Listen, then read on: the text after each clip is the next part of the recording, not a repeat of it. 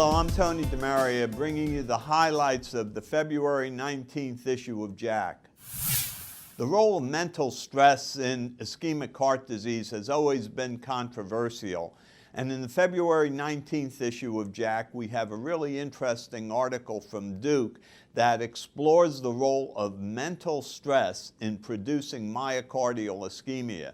Now, what's particularly notable about this manuscript is that these are patients with stable coronary artery disease who have not been shown to have myocardial ischemia on stress testing. So the investigators took these individuals and they subjected them to mental stress, arithmetic, etc., and then also compared this to exercise-induced myocardial ischemia using the usual criteria of ST segment elevation, regional wall motion abnormalities, etc. What they found was really very interesting. They report that over 40% of the patients manifested new myocardial ischemia in the face of mental stress in response to mental stress.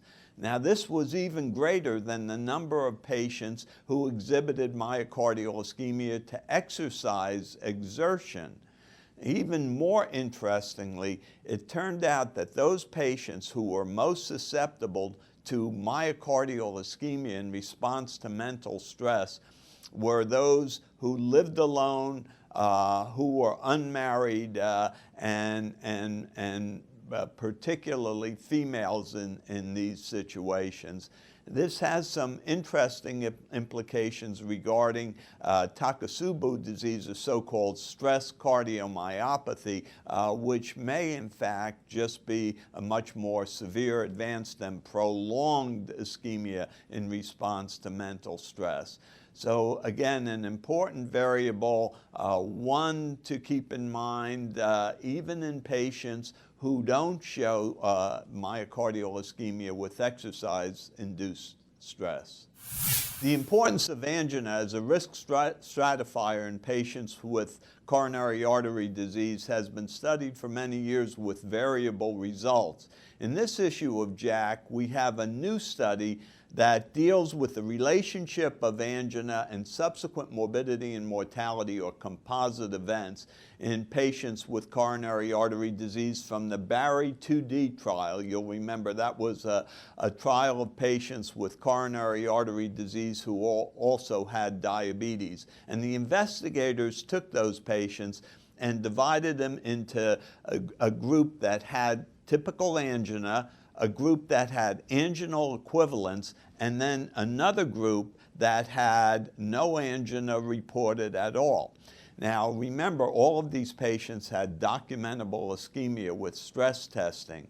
What they found was really quite interesting. In fact, the presence of angina did not make much difference in terms of ultimate composite events, and there was no statistically significant difference in events between the patients with angina, anginal equivalents, or neither angina nor anginal equivalents. This goes to point out that patients with coronary artery disease, even when they're totally asymptomatic, are no different than those patients who have quite a bit of angina, and all of these patients should be treated identically. Just as attention has been focused on the necessity for very intensive control of blood pressure and blood glucose, so the question has been asked as to how strict rate control has to be in patients with permanent atrial fibrillation.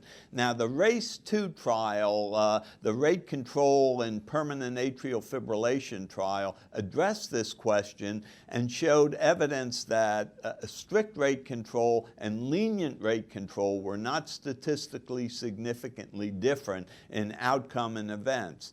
However, analysis revealed that many of the patients in the strict rate control group actually were not controlled to the degree that was anticipated.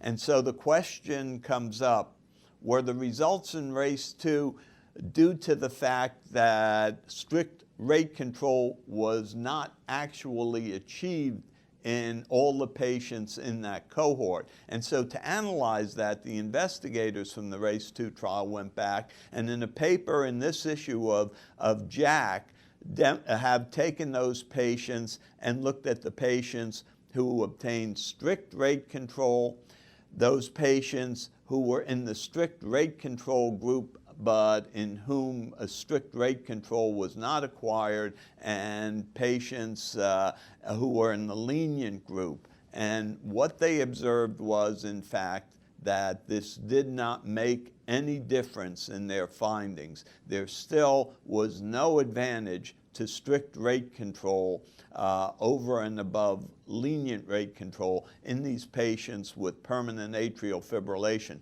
Now, I think for many of us, we will regard this as a boon, since obtaining strict rate control in many of our patients requires multiple medications and often side effects. But at least for the moment, the data would suggest that it's not necessary to really acquire very, very strict rate control in patients with permanent atrial fibrillation. I found the February 19th issue of JACC particularly interesting. It turned out that angina really was not an important prognostic factor in patients with coronary artery disease. On the other hand, mental stress was shown to be an important provoker of myocardial ischemia. And of course, the data regarding the fact that strict rate control in patients with permanent atrial fibrillation was not absolutely necessary was somewhat reassuring to those of us who have trouble producing this in many of our patients. I hope you enjoy reading these manuscripts.